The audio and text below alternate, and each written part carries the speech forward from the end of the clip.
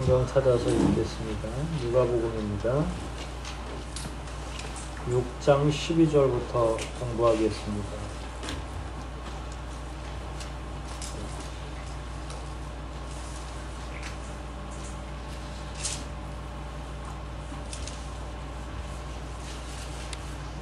다른 마이크를 좀 줄이는 소리가 나네요. 6장 12절부터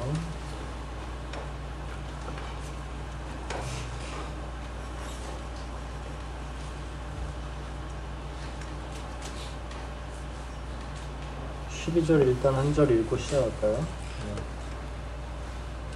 같이 목소리 합해서 12절 합독합니다. 읽기를 시작합니다. 이때 예수님은 기도하시려고 산으로 올라가서 밤새도록 하나님께 기도하셨다. 아멘. 11절 12절 직전에 11절에 그리고 1절부터 11절 전체에 그 안식일 논쟁, 안식일 사건 이 두 개가 겹쳐서 기록해놨죠. 그러고 11절 마지막에 바리새인들하고 율법학자들이 굉장히 분노해서 이를테면 안식일이 율법의 중심이에요. 절기로 보통 우리는 정해진 날에 대해서 그렇게 큰 의미를 안 가질 수도 있는데 유대인들에게 있어서 안식일이라고 하는 것, 절기라고 하는 건 삶의 중심이에요. 농사를 짓는 분들은 24절기를 굉장히 중요시 여기죠. 그래서 파종할 때랑 거두어야 할 것, 그 중간중간에 언제 첫 비가 오고 언제 첫 눈이 오는지 서리가 내리는지를 굉장히 주의 깊게 봐요. 그러니까 농사의 일꾼의 핵심은 달력이에요. 근데 유대인들에게도 똑같아요. 그러니까 삶의 가장 중심에 안식일이라고 하는 내용이 딱 있는 거예요. 그게 그들의 종교를 유지하고 있는 것과 마찬가지야. 만약에 우리도 주일 중심의 신앙생활이 아니면 이렇게 할 수도 있죠. 여러분들의 영이 허락하시는 대로 아무 요일이나 괜찮으니까 그냥 마음이 합하면 저랑 만나실 수도 있고 그게 주일이 아니어도 말이에요. 이런 식으로 교회를 운영한다 그러면 운영이 되겠어요? 안 되겠어요? 아주 신앙이 깊기 전에는 나왔는지 안 나왔는지 그렇다고 뭐 목회자가 매일 아침마다 혼자서 저녁까지 계속 교회를 지키고 교인들을 확인할 수는 없잖아요. 온라인 예배로 이렇게 전환하고 할 때 그런 게 염려가 되긴 했어요. 우리 교우들이 게으름에 빠져서 혹시 예배를 안 드리는 것은 아닐까 늘 그런 생각을 했죠.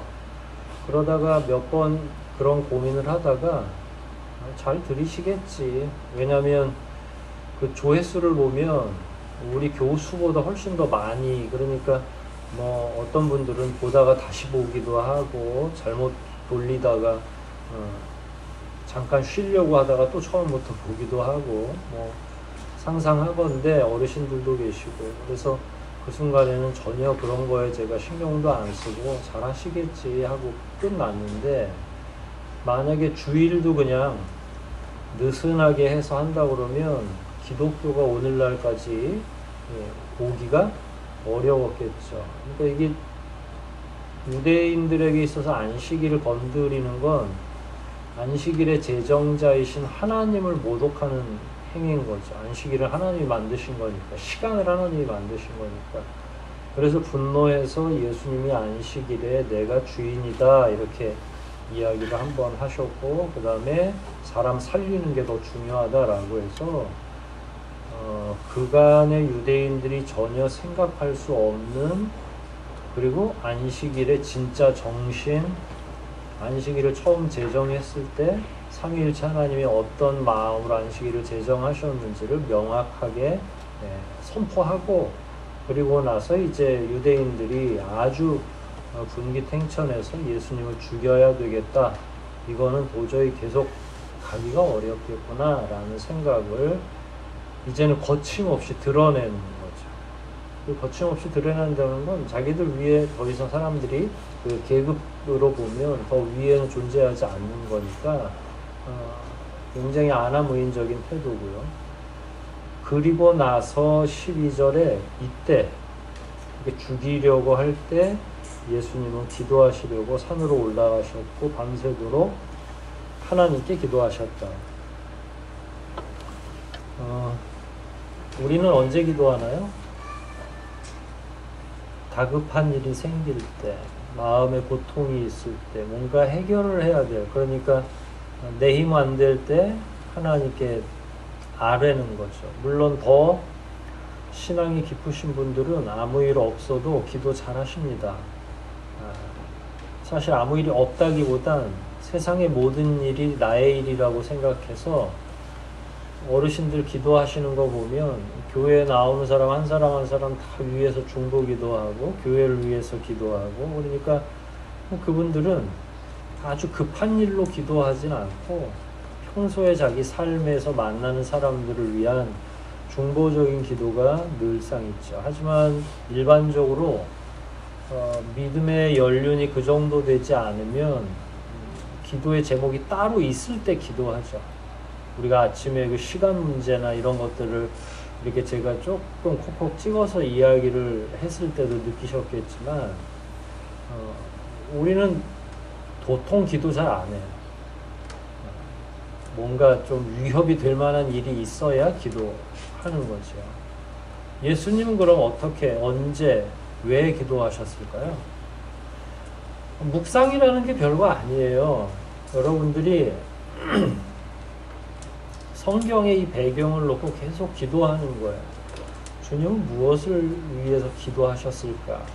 여러 가지 답이 나올 수 있지만 항상 그런 문제에는 주님의 성품에 따른 답이 나와야 돼요.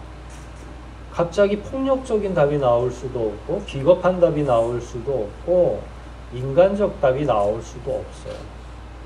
그러니까 11절과 12절이 상관관계가 있죠. 분노했고 예수를 죽이려고 했다. 이때 예수님은 기도하러 갔다 그러면 사람들은 대충 뭐라고 생각하겠냐면 그런 상황이 예수로 하여금 기도하게 했을 것이다. 그 해석이 가능하겠죠. 무서울 수도 있고 위협을 받아가지고 이 문제를 어떻게 해야 될지 하나님께 고민을 아뢰 수도 있겠죠. 다 이런저런 과정이 혹은 그런 예측, 가정이 가능하겠다. 하지만 전혀 아무것도 거기에 포함되지 않을 수도 있다. 예수님 같은 경우는. 그냥 예수님은 하나님께 전반적으로 이제 예수님의 때가 드디어 이 신호탄 같은 거죠. 내가 언제부터 더 본격적이고 공격적으로 활동해야 될까? 예수님이 그것을 가늠하시고 있으실 때 이렇게 죽이려고 하는 분노한 유대 지도자들이 생기면 이제 나의 때가 왜냐하면 그 분노가 정점에 달했을 때 십자가 사건이 일어나도록 장치가 되어 있는 거잖아요. 그러면 이제 불을 붙인 거예요. 도화선이 길어서 타들어가서 마지막에 폭탄이 빵 터지는 거 그런 거 보시잖아요. 근데 이게 폭탄이 언제 터지냐면 일단 불을 붙여야 되는 거고 그 길이가 얼마나 되는지는 몰라요. 근데 이게 사역 초기란 말이에요.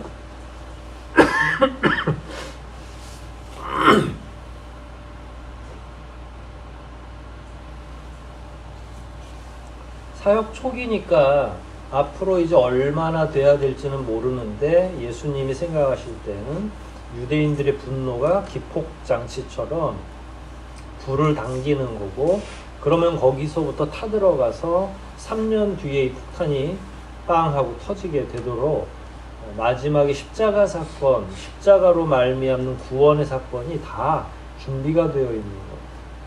그러면 예수님이 아이고야 무섭다. 이게 불이 붙었구나. 이렇게 기도하시지는 않고 하나님이 만들어주신 이 모든 구원의 계획 안에서 이제 시작됐고, 그러면 나는 무엇을 가다듬어야 되는지, 하나님과 나 사이에 어떤 대화가 오고 가야 되는지, 이런 내용을 그냥 기도하셨을 거라는 거예요. 거기서 아버지 하나님, 저 유대인을 어떻게 처리하면 좋겠습니까? 라고 기도하지 않으셨겠죠, 당연히. 아까 말씀드린 것처럼 우리가 상상을 하되 상상을 제한하는 규격이 있어요. 그게 예수님의 성품이에요, 여기서는. 그럼 예수님 성품상 비겁한 기도 안 하셨을 거고, 쫓기는 기도 안 하셨을 거고, 그래서 오히려 위하는 기도를 하실 수 있고, 오히려 담담하게 자신에게 시작된 구원의 역사가 이제 드디어 완전하게 실현되는구나, 시작되는구나 라는 걸 알았을 거고, 그게 이제 그 기도에 분명히 포함됐을 것이다 라는 거죠. 그래서 13절이 같이 시작된 거예요. 기도하시고 나서 제일 먼저 뭘 하셨을까? 같이 읽을게요. 약간 조시는 분들이 계신 것 같아요. 저는 점심시간에 자서 졸리지가 않으니까 여러분들만 계속 괴롭히는 거죠. 13절 읽어볼까요? 시작.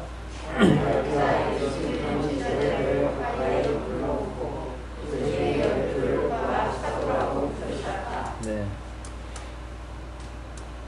제가 낮잠 잔 걸 말씀을 드리니까, 저는 대형교회 목회자로는 불가능한 체력이에요. 대형교회는 보통 오전 7시 반부터 시작을 하더라고요. 그래서 한 5회 정도를 일단 소화하고, 그다음 오후에 한두 번 정도 또 하고, 물론 사회자도 있고 해서 설교 한 20분만 딱 하고 내려오는 거라서, 그런데도 불구하고 저는 오전 설교하면 막 완전히 몸이 힘들어요. 그런데다 약을 하나 먹고서 설교를 시작을 하는데, 그 약이 약간 점심을 먹으면 졸려요. 그래서 여러분들이 보시기에는 저 사람은 왜 저 밥만 먹으면 저 뒤로 들어가 버리나 이렇게 생각을 하실 텐데, 그렇습니다. 언젠가 제가 은퇴하기 직전에 어떤 상황인지를 제가 다 말씀드리고 은퇴할게요. 13절, 11절, 12절, 13절은 사건이 어떻게 흘러가는지가 명확하게 기록되어 있는 거죠. 말씀드린 것처럼 예수님은 이제 본인의 시간이 오는 걸 아셨고, 그러면 이제부터 시작이구나라는 그 사인을 명확하게 받으신 거예요. 그러면 이때 뭘 해야 되겠어요? 일테면 경영학적으로 보면 위기가 왔으니까 조직 진단을 하는 거예요. 그럼 조직을 어떻게 구성해야 되는지, 누가 어떤 역할을 해야 되는지를 막 회사 같은 데는 기조실이라고, 기획조정실 같은 데서 예산과 인력을 막 움직이죠. 근데 예수님 회사는 예수님이 혼자서요. 지금까지는 1인 회사였어요. 근데 상품을 찾는 사람이 어마어마하게 많은 거예요. 막 5,000명씩 모이잖아요. 그럼 이거는 막 어마어마하게 이 회사가 성장할 가치가 있는 거죠. 그럼 그 회사를 어떻게 운영할 것인지를 고민하다가 예수님이 혼자서는 안 되고 이런 일들에 적합한 사람들을 모으면 되겠구나. 그리고 원래부터 따라다녔던 사람들을 이렇게 둘러보니까 그래도 지근거리에서 가장 예수님과 가까운 거리에 몇 명 있었어요? 12명이 있었던 거예요. 그리고 그 옆에 좀 더 많은 사람들이 있는 거고요. 제가 늘 그 거리 설명해 드리죠. 예수님의 가장 가까운 1m 안에 누구예요? 베드로, 야고보, 요한이 있고 나머지 또 있고, 그 다음에 저 멀리 한 120문도 정도가 있을 것이고, 지금 이제 그런 조직이 준비되고 있는 거죠. 그 다음에 이 조직은 예수님의 부재를 아예 전제하고 만들어진 조직이에요. 예수님이 이제 사장님이 사라질 걸 멀지 않아서, 그야말로. 그러면 예수님이 안 계실 때는 어떻게 해야 되는가? 예수님이 그래서 항상 둘씩 보내는 훈련을 하잖아요. 혼자 가지 말라고 하시죠. 그래서 둘씩 짝을 지을 수 있는 수로 정한 거예요. 그 다음에 구약의 12지파가 신약의 12제자로 치환되는 은유적 치환이에요.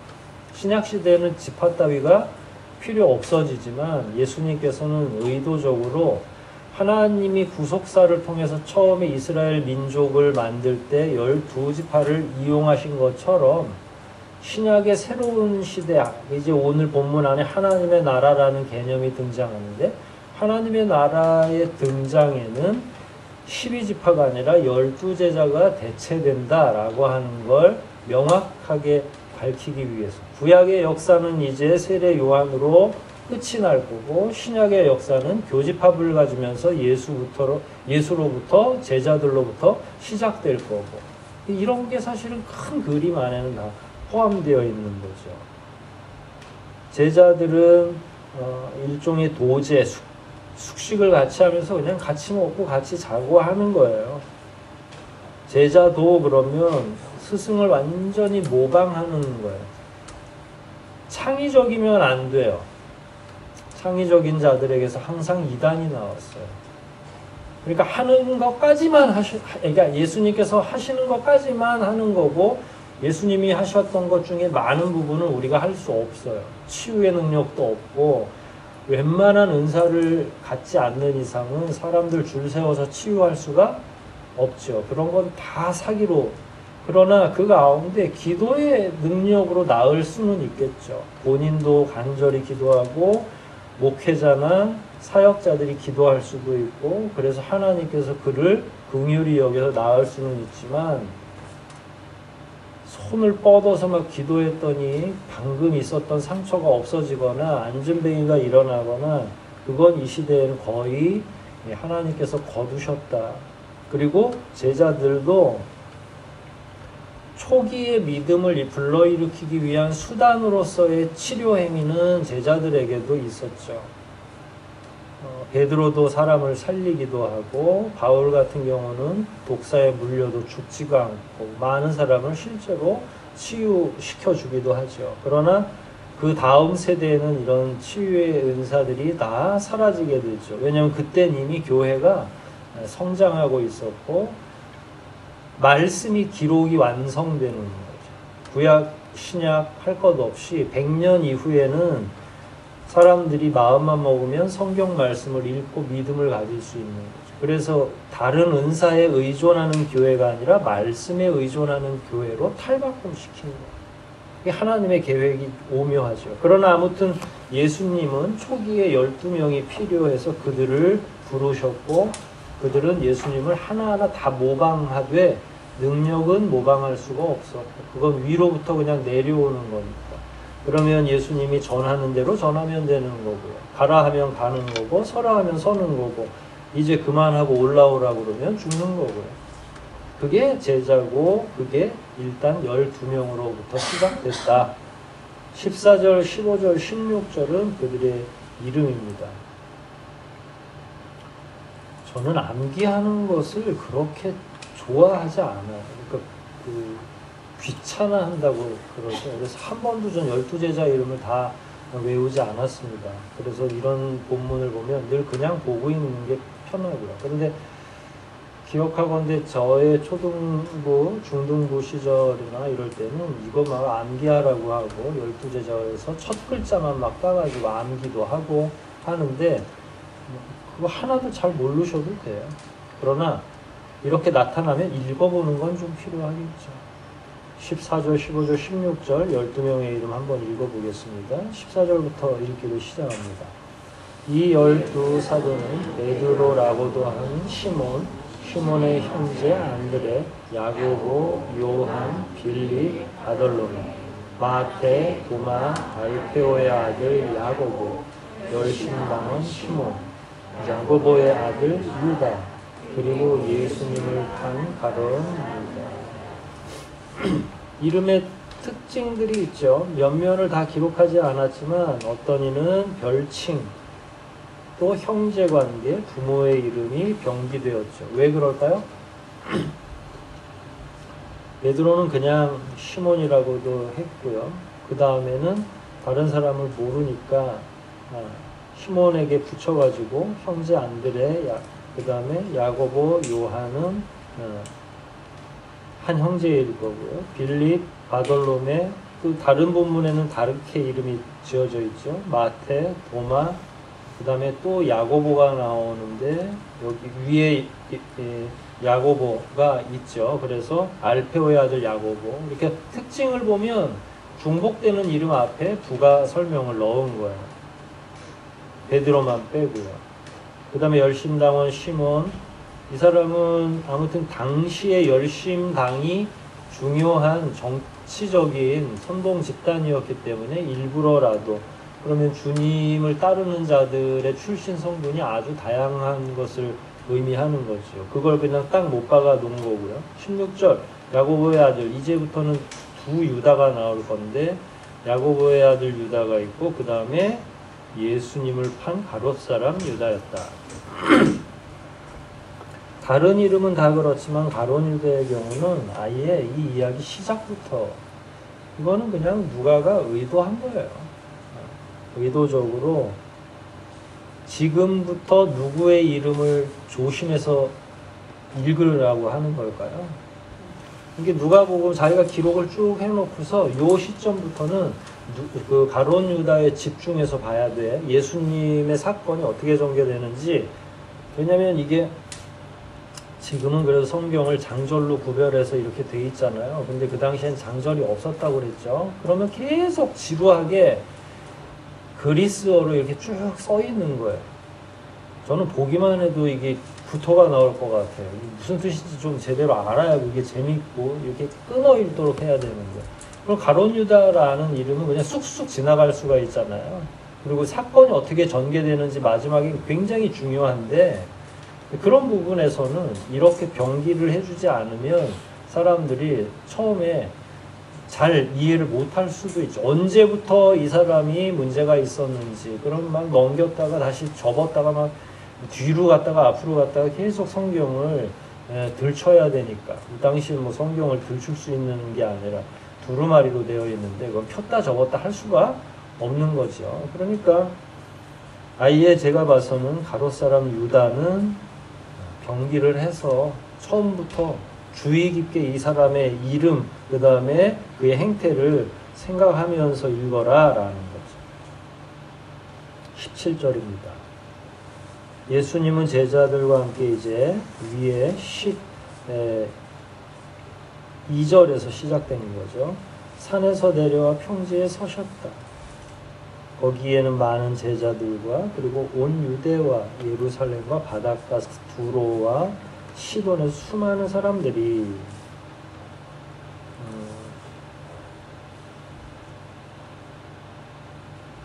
지금 제자라는 말하고 사도라는 말이 지금 같이 양립하고 있어요. 14절에 이 12사도는, 그리고 13절에는 제자들을 가까이 불러놓고 12를 뽑아 사도라고 했다. 그러니까 한 구절 안에 우리는 그냥 혼용하고 쓰고 있지만 일부러 복음 기록자들은 그걸 구별하는 거죠.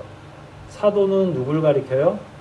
12명을 가리키는 거예요. 제자는요, 그거보다 더 많은 주님의 주변에 있는, 그래도 사도급은 아니지만 주님을 열렬히 추종하는 자들, 이 정도로 정리가 될 것 같아요. 거기에는 많은 제자들, 그리고 온 유대와 예루살렘과 바닷가 두로와 시돈에서 수많은 사람들이 이렇게 예수님의 산에서 내려올 때 이미 예수님을 막 기다리고 있는 거예요.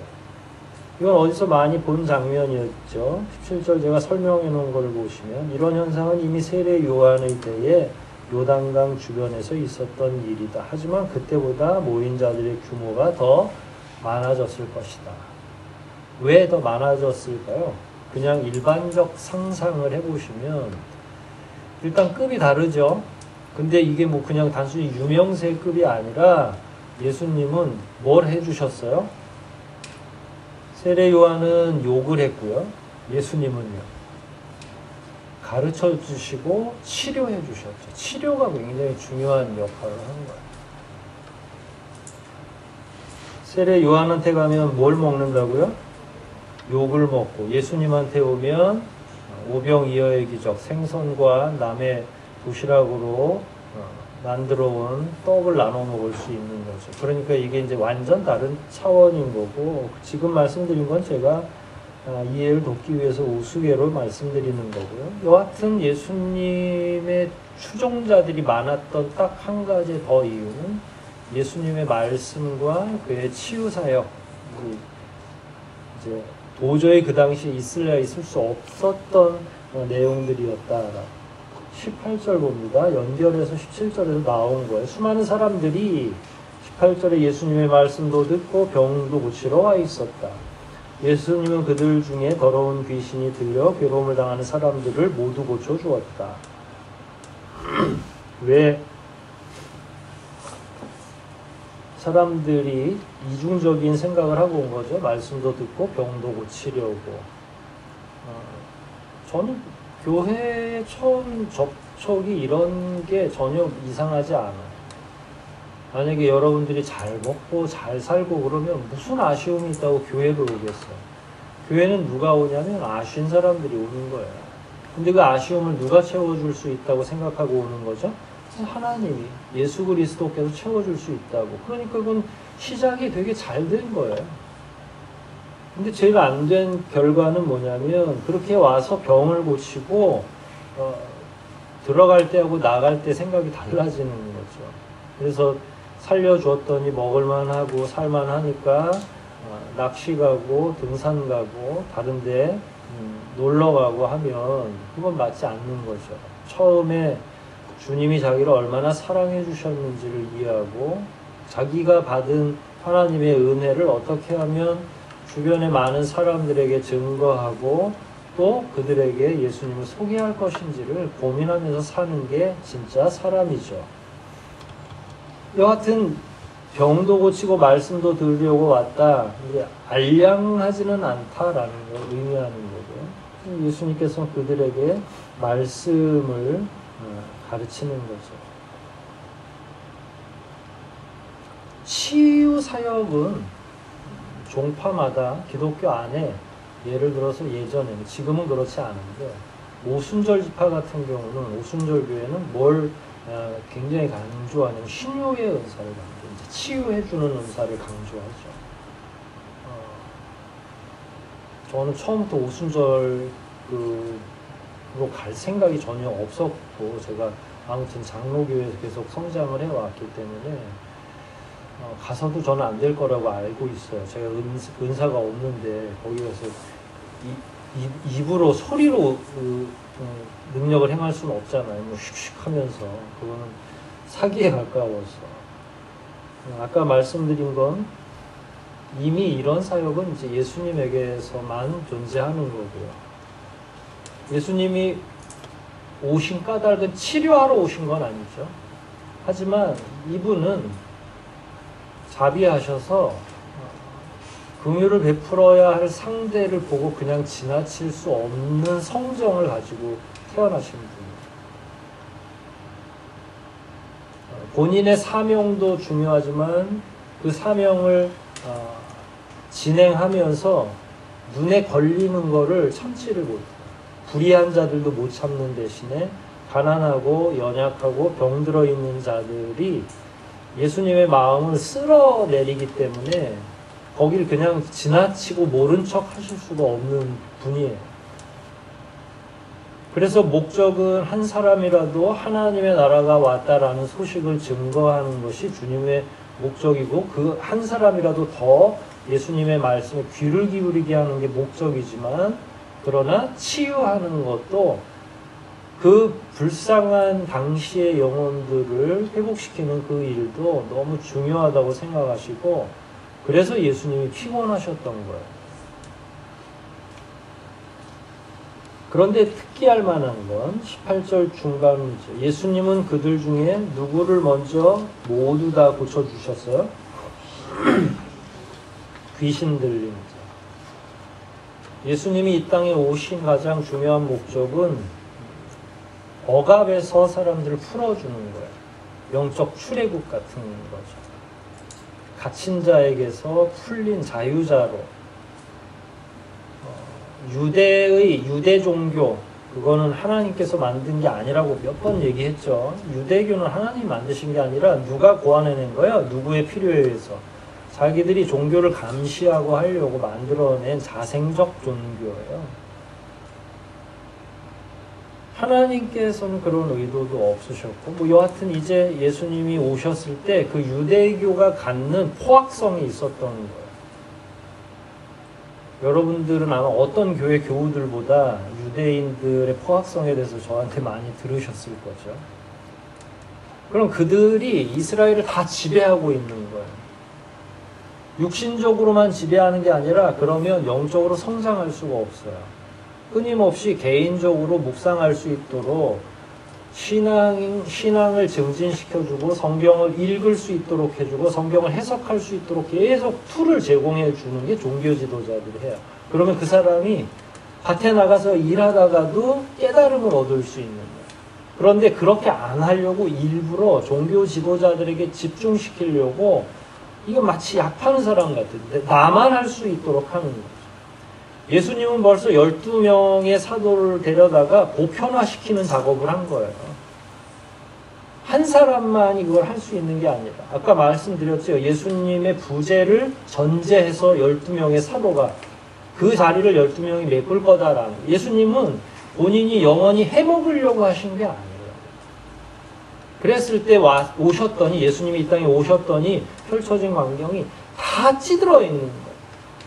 오전의 내용 이야기 생각나시죠? 경제적으로도 완전히 가난하고 찌들어져 있고 종교적으로 완전히 이 하이어라키라고 하는데 정점에 유대 지도자들이 있으면서 계급사회처럼 이루어서 유대인들을 완전히 꽉 장악하고 있는 거예요. 이건 자유를 줘야 되겠구나. 해방시켜야 되겠구나. 그래서 예수님이 하나님 나라를 선포하기 시작한 거고 그 해방에 예수님을 가장 마음 아프게 했던 건 뭐냐면 귀신 들린 자들. 이건 왜냐면 나머지 사람들은 건전한 의사소통이 그러니까 가능하잖아요. 혹시 여기서 제 설교를 막 이해 못하겠고 막 그러신 분 계세요? 정신이 오락가락하고? 그렇지 않죠. 그럼 말로 하면 돼요. 근데 귀신 들린 자들은 이해를 해야 안 해요? 이해도 못하고 자기도 이해 못할 소리를 상대편에게 해주죠. 이 사람들은 자유가 두 가지 다 그냥 완전하게 똘똘 뭉쳐있는 영적으로 생각할 수도 없어서 영이 억압되어 있는 사람. 육체적 억압은 뭐 말할 것도 없고요. 그럼 이 사람들을 귀신으로부터 풀어내지 않으면 이 사람들은 예수님의 말씀을 들을래야 들을 수가 없죠. 선포하는 자유에 대해서 이해할 수가 없는 거예요. 그러면 이 사람들에게 가장 생각해 보세요. 다리가 불편해도 말은 들어요. 이해가 됩니다. 손이 하나 없어도 구원받는데 전혀 지장이 없어요. 그러나 귀신 들린 사람은 구원받을 수가 없잖아요. 그러니까 어떤 사람들을 먼저 고쳐주셔야 되겠어요. 귀신 들린 사람. 19절에 예수님께서 큰 능력으로 모든 사람을 고치는 것을 보고 사람들은 저마다 그분을 만지려고 했다. 간절한 사람은 다 이랬을 것 같아요. 이건 저라도 그랬을 거예요. 만약에 저에게 무슨 간절함이 있다면 그분의 옷자락이라도 그분에게서 뭔가 이렇게 막 흘러나온다고 생각한 거죠. 이 생각은 잘못된 생각이면서도 효과를 본 사람이 있다는 건 참 놀라운 일이죠. 혈루증 앓던 여인이 예수님을 지나가는 사람들 그 군중 속에서 옷자락을 만졌을 때 예수님은 자기에게서 뭔가 나가는 걸 느끼셨고 그 즉시로 그 여자를 찾았고 믿음을 확인한 다음에 완전한 고침이 가능해졌고 그러니까 효험이 있지는 않지만 고친 자는 또 있는 아주 놀라운 일들이 주님에게서 늘상 일어나고 있는 거예요. 누가가 이제 그걸 사실 오늘날의 의사는 아니더라도 의사는 의사니까 이런 기록물들을 기록해 놓은 거죠. 20절 시간은 벌써 지났는데 20절은 중요하기 때문에 지금 하면 마음이 급해질 것 같아요. 19절까지 하고 20절은 다음 주에 다시 공부하도록 할게요. 괜찮죠? 네, 안 괜찮다고 하실 분은 또 어떻겠어요? 우리 한번 기도합시다. 주님의 사역을 잘 상상하시면서 예수님이 갇혀 사는 영혼들을 보면서 어떤 생각을 하셨을까? 무엇을 하시려고 이 땅에 오셨을까? 그리고 현재로 돌아와서 그분이 내 모습을 보고 얼마나 가엾게 여기셨을까. 그분이 나를 구원해 주셨구나. 아무것도 모르고 겉으로는 자유하지만 억압되어 있는 영혼에 눌려있던 우리들을 주님이 구원해 주신 거죠. 앞으로 할 일은 우리가 이제 그런 일들을 또 감당하는 것이 되겠죠. 이런 일련의 내용들을 다시 한번 생각하시면서 주님 앞에 조용히 기도하겠습니다.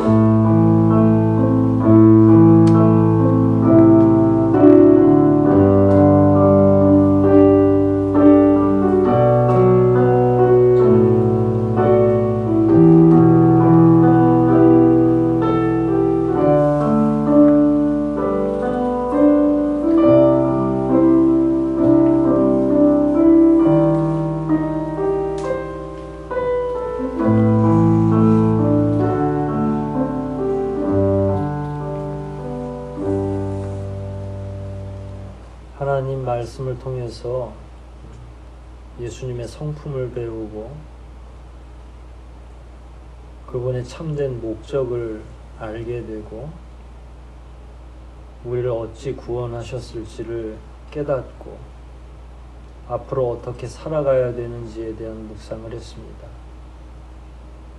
비록 저희는 능력도 없고 아무런 준비도 제대로 되어 있지 않지만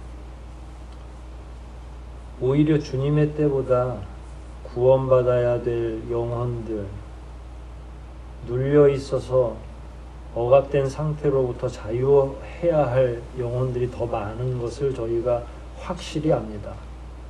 아무리 복음 전도가 어렵다 하더라도 자꾸 그런 말에 우리 스스로가 매이지 말고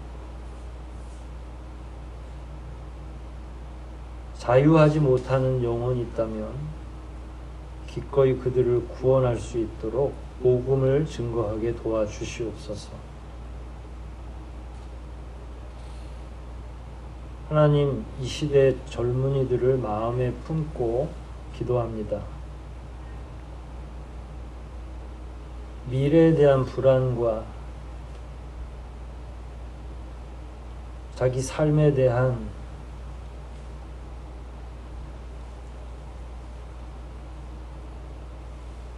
회고에서 나온 부정적인 생각들, 끝나지 않을 것 같은 여러 어려움의 시간들이 그들의 영혼을 잠식하지 않게 도와주시옵소서. 결국은 믿음이 이기고 결국은 하나님이 돕는 자가 이기고 결국은 주님의 뒤를 쫓는 자가 승리한다는 사실을 그들이 잘 기억할 수 있도록 은혜를 덧입혀 주시옵소서. 온 교회가 아파하는 그들을 다 끌어안을 수 있도록 도와주시고 위하여 기도할 수 있도록 도와주시고 잠시만의 여유가 있더라도 그들을 위해 중보하는 우리 모든 교우들이 될 수 있도록 은혜로 함께하여 주시옵소서. 이제 돌아가고 일주일을 살아내려고 합니다.